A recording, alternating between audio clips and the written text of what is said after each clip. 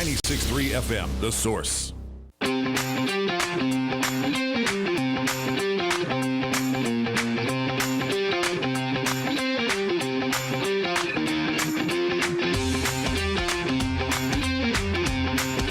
right, 5 minutes after 9 o'clock. Thank you for tuning in. They say that if you go to Atlantic City, it looks really glitzy, right? You've been to Atlantic City, right, Robin?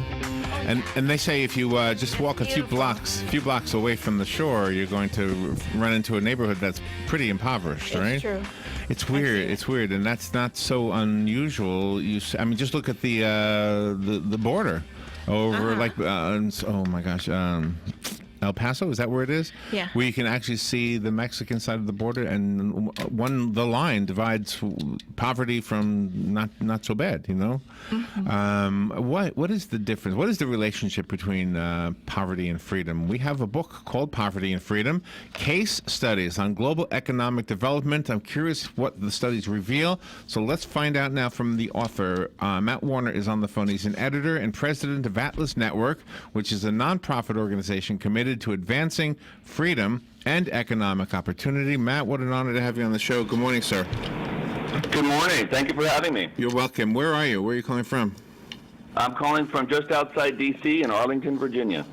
So what was the incentive for the book? What made you want to study this particular topic? Well, so our organization actually works with local nonprofits around the world. We're in 90 countries.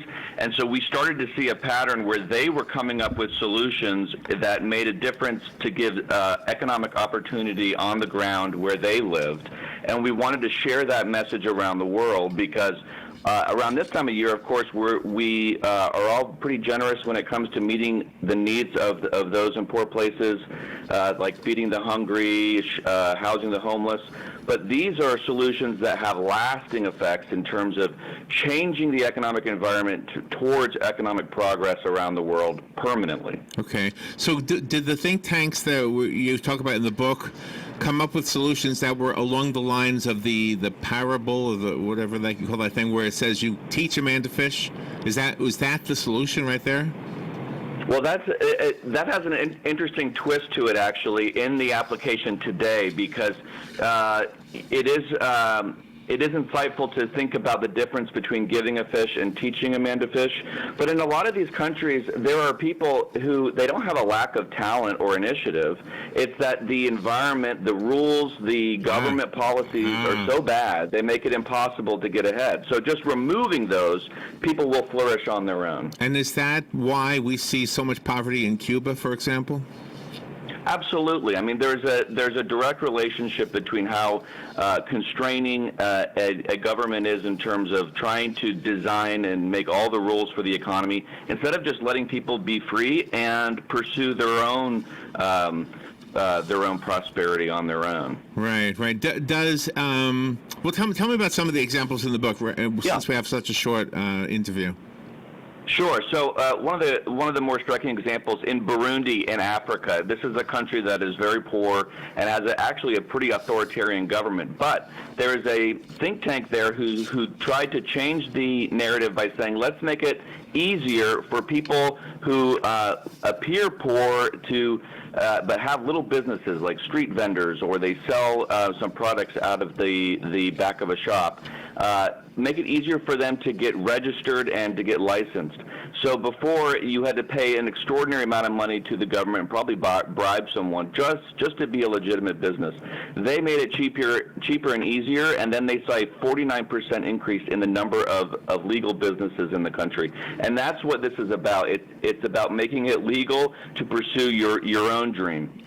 And do you have any statistics about hashtag Giving Tuesday? I know there was a big push through all the media to promote it last week. Sure. Well, Giving Tuesday is a great reminder. In fact, Americans on the whole give more than $400 billion a year to charities. That's all inclusive. And the interesting thing is when we think about foreign aid, for example, I know sometimes a lot of Americans think about foreign aid as a way that we're trying to help the poor around the world. As it turns out, not only is that dwarfed by the giving that we give privately as Americans, we give about $30 to $50 billion a year in foreign aid. Most of that is actually not very effective when it comes to achieving long-term economic change. So really the opportunity is ours to continue to be generous by giving directly to organizations around the world that are making it easier for all people to pursue their own dreams instead of just trying to solve their poverty today. So are there some more benevolent governments, even though they might be a poor country, but a benevolent government would understand what you're trying to do and maybe allow some of these changes that the think tanks come up with? Are there some examples of that? Sure. Well, so for example, in Sri Lanka, and this one is a little bit indirect, but it had a big impact.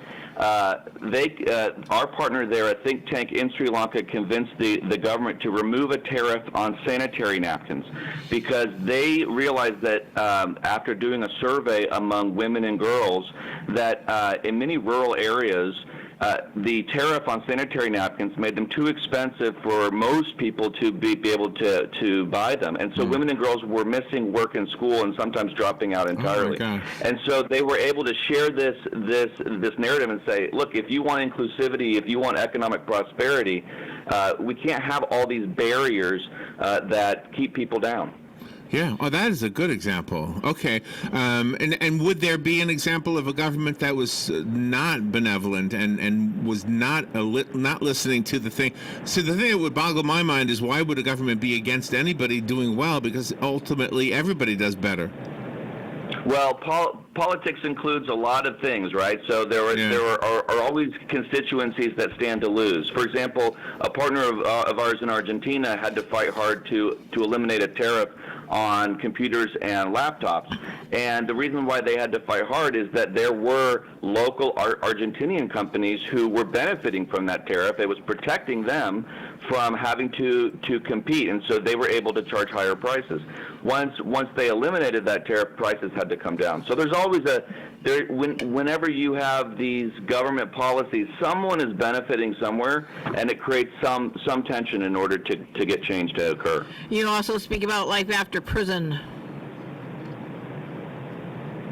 I'm sorry? You also speak about life after prison when the prisoners are... Yes, I'm sorry. Yeah, so we have a partner actually in Georgia who has studied this problem and realized, so many people end up back in prison because the cards are stacked against them when they come out. So they looked at ways to change the rules so it would be easier to get a job, to be able to join certain professions, to be able to start to become employable again in the marketplace.